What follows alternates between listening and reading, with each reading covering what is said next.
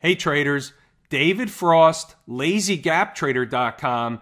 What you're looking at here is a live trade, hasn't happened yet, looking to get in to Barracuda Networks at 22.61. The stock's been bouncing around here for a minute or so, and it's almost there. It keeps coming close and bounces away.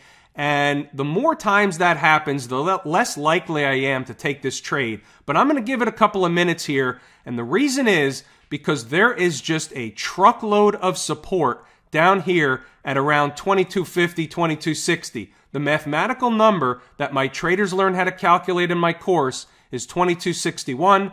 That's where I'm willing to enter the trade. It could trade down another dime or so. There is an absolute truckload of support down here. Here we go. Okay, so I'm in the trade, got the fill at 22.61. We should get a bounce off this level. Now here's what I'm going to do.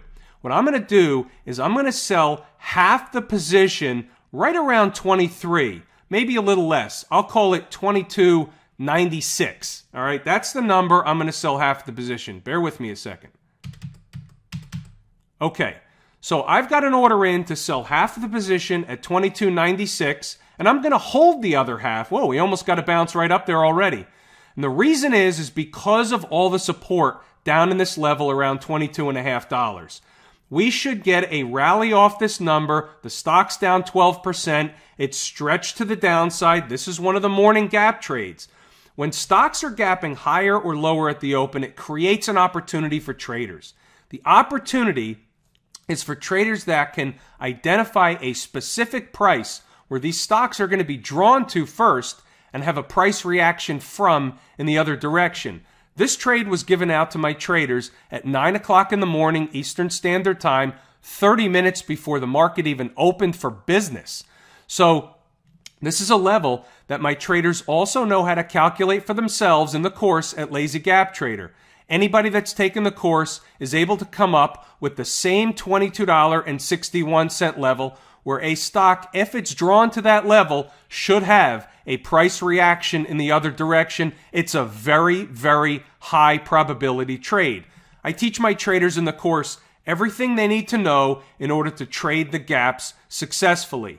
If we can get the bounce up to 22, 95, 96, 97, I'll end up getting rid of the first half of the trade. And what that does is I'll put in a break-even stop. Okay, and what will happen is I'll hold the remaining half of the position with that break-even stop looking for higher prices. Maybe we get it up to 23 and a quarter, 23.50, maybe even higher. You never know, and that's why I want to hold half the position because of the amount of support in this level down here at 22 and a half, $22.60. If I get stopped out of the second half, I've still made a profit on the position. No harm, no foul. But we do get these runners where the second half of the position will end up going up significantly, and you want to catch some of those because you only have to catch it. Yeah, look at that. Holy cow. I'm out of the first half of the position. Wow, that was some rip higher in a matter of a split second. Now, I didn't sell the remaining half of the position because A, I didn't have an order in, and B, I'm talking to you, and that's the reason I'm distracted. I may have tried to get out of the position on that rip higher, but you know what? I've got a break-even stop in now. I've sold half the position. I've booked a profit. I can't lose on the trade. That's the best part about that strategy is this is a now risk-free, emotionless trade that I'm going to now hold to see how high I can get it. I'm likely going to sell. Now, the bid never got to 23.50 as far as I can tell. So even if I had an order in to sell 23.50, I don't think I would have been filled. So it doesn't really matter. Even though it looks like the stock was there, the bid was never at 23.50. I might have been able to sell it slightly less than that. But I'm going to let the stock go. I'm going to give it some time. These things take time. When you have a support level like we had down at 22 and a half, 22.61 was the exact number.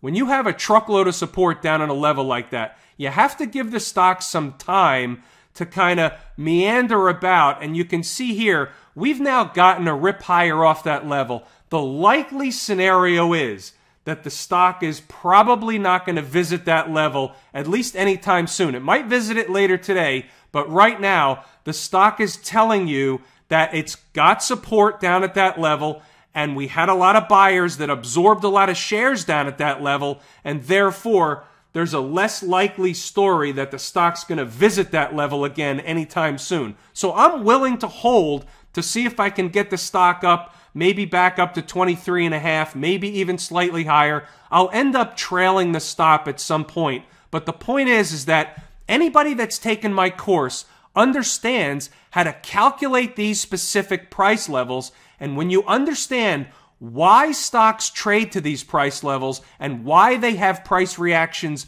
from these price levels, it gives traders an added confidence to enter these trades. That's what successful trades and successful traders are made of. All right, I have to be less distracted and focus on the trade. So I'm going to wrap this video, but I appreciate everybody watching. Nice trade in Barracuda Networks this morning, CUDA. David Frost, LazyGapTrader.com. Come over to check out the course, folks. You can learn how to do this for yourself each and every day.